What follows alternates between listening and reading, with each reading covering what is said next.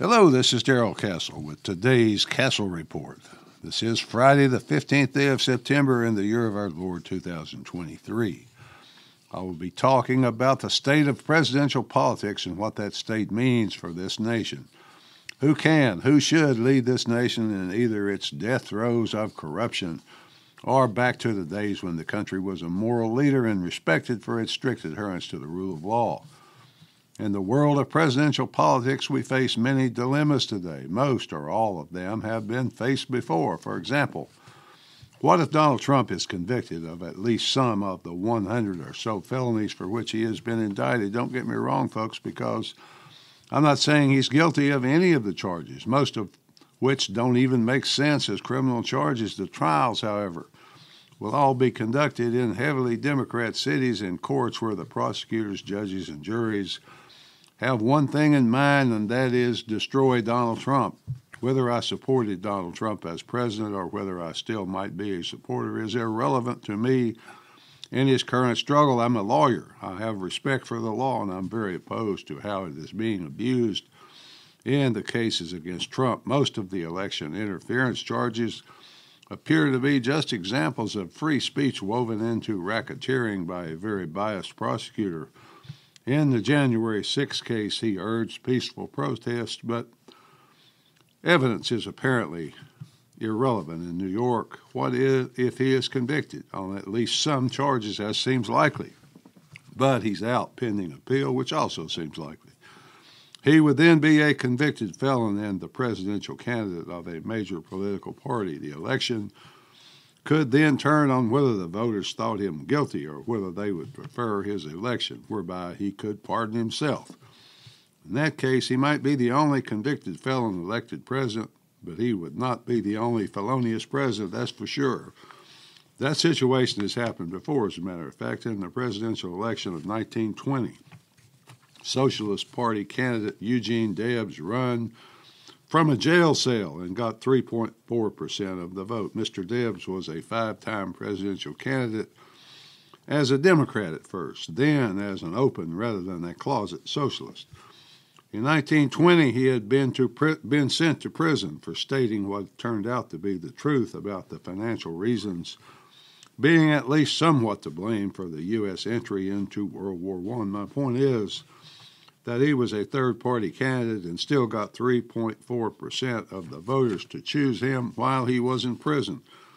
The likely Democrat candidate in 2024 is not without problems of his own. Accused of corruption with foreign governments, bribery, extortion, possibly even treason, the Speaker of the House of Representatives announced this week that an inquiry into impeachment would be filed against President Joe Biden. Quoting House Speaker Kevin McCarthy, quote, "These are allegations of abuse of power, obstruction, and corruption. They warrant further investigation by the House of Representatives. That's why today I am directing our House committees to open a formal impeachment inquiry into President Joe Biden," end quote. These things take months, of course, sometimes years.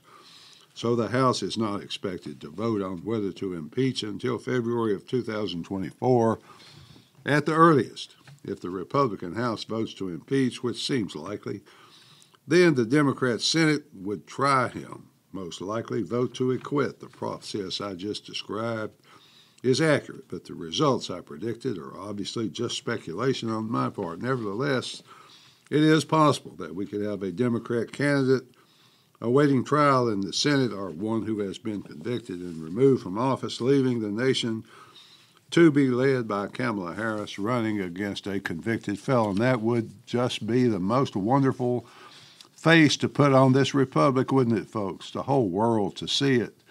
I must say, though, it sums up what has become of the country that I love. I love what this country is supposed to be, what it once was, what with God's blessing it could be again. The President of the United States has not and will not take this impeachment inquiry lying down. No, he will handle it in his usual, carefully thought out, respect for the nation's history, tradition, and rule of law way. I'm just kidding, of course, just kidding. Because what he decided to do was to send a letter to, quote, top news executives, end quote, urging them to intensify their scrutiny of House Republicans. Quoting CNN, Quote, "It's time for the media to ramp up its scrutiny of House Republicans for opening an impeachment inquiry on lies," end quote. That, according to CNN, was a draft letter sent to them by a spokesperson for the White House counsel's office. The letter went on to say that an impeachment inquiry with no supporting evidence should set off alarm bells for news organizations. Well, folks, that's blatant attempted control of a once free press. It's an indication that the Democrat Party assumes it owns the press. The other assumption is that this letter could be made public with no concern and no fear of a popular outcry against it. I suppose that's a fine example of the status of the press in America today. The press is supposed to watch the government, to report on its corruption to the people, and not serve as the ruling party's lapdog. I make note, though, of the chutzpah of White House lawyers writing directives to this so-called free press as if they work for the White House as well. Is there anyone out there, anyone at all, who might be qualified to lead this nation back from the brink of total moral collapse? By qualified, I don't mean he or she went to all the right schools and vows that if elected to keep the neocon war machine rolling right along. I'm talking about a person who has spent much of his life in the service of the victims of the U.S. public health system and its true owners in the pharmaceutical industry, a man who founded Children's Health Defense for the purpose of ending childhood health epidemics. I'm talking about Robert F. Kennedy Jr. and his campaign for president within the Democrat Party. What are his chances? What are the chances that he could gain in popularity and win the Democrat nomination? The chances of that are close to zero. But they're not zero, because things could fall in a certain way with the Biden impeachment inquiry that would cause the Democrats to dump the president, which might open the process up to a legitimate primary season in a debate. Recent polls indicate that he, Robert F. Kennedy, that is, has a favorable rating higher than any other Democrat. So maybe things just don't seem to be going well for the country right now. Counting on the Democrat Party to do the right thing is a lost cause. Perhaps the press got a letter like the one sent to them about impeachment. Maybe they just don't need a letter. They just instinctively know that this candidate is a counter-revolutionary. For the good of the country, counter-revolutionary reforms are going to be needed to reverse the decline before it's too late. It may already be too late, but we can't know that unless a sincere effort is made. The transformation and fundamental changes enacted by Obama and continued by Biden have appealed to the worst instinct of humanity. Reversing that will not be easy. I hate to see the country led by the same old appeal for the same old politics as usual. We need someone who knows the people inside government and knows who can be trusted within the agencies. We need someone who will not appoint heads of agencies who get their money from Big Pharma.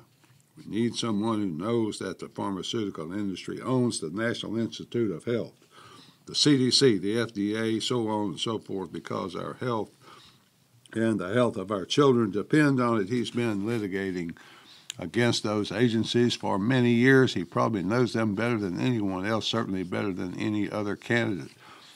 I've heard it suggested that he would make a good addition to the Trump campaign with him as head of Health and Human Services. If Trump were to be elected, I just don't see that, folks. The talk started because he said he was proud that Trump likes him.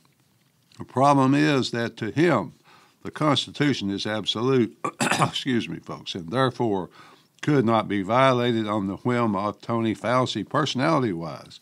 I just don't see him as compatible with Donald Trump. My guess is that if he accepted a position in the Trump cabinet, he would not survive more than about 3 months.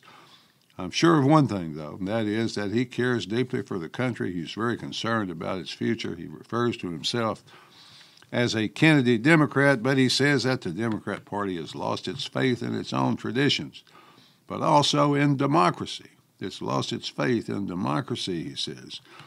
If he believes that, and he said he does, perhaps he's running for the wrong party's nomination. He seems a lot more liked and respected by Republicans than by Democrats. I don't believe that's because he will hurt the Democrats, not always anyway. He has testified before a House committee on censorship, and many Republican candidates have said they would love to have him in their cabinets.